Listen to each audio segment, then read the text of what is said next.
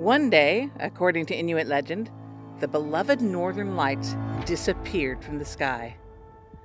Tasked with their deliverance, a brave warrior set out across the frigid landscape. He journeyed for miles and miles until he happened upon a collection of dark and mysterious rocks. As he picked one up to examine it, he turned it gently in the moonlight. Entombed beneath the stone's glassy surface, he saw the ethereal colors that once lit the polar sky. Wielding all his might, the warrior brought his spear down upon the stones, and with a thunderous crack, they shattered.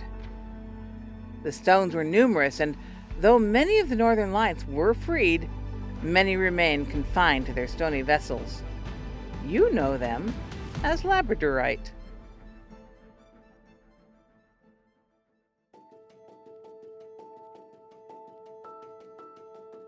Named for Labrador, the Canadian province on the Isle of Paul where Labradorite was initially mined in the 1770s, this awe-inspiring gemstone has captivated us with its glowing splendor.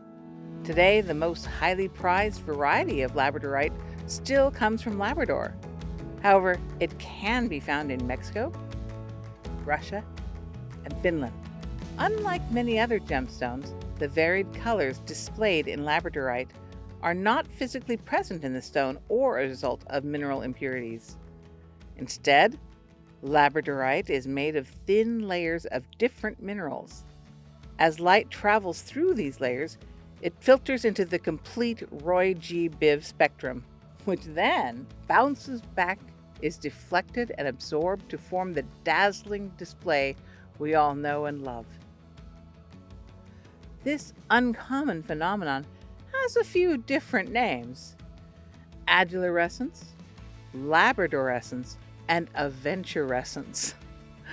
But to avoid these tongue twisters, many just refer to the exhibition as the Schiller effect, a term derived from an old German word meaning sparkle, twinkle, or play of color.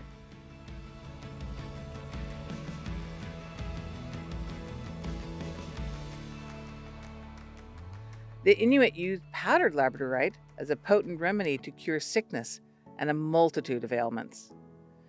It has also been a symbol of healing, positivity, transformation, and resilience.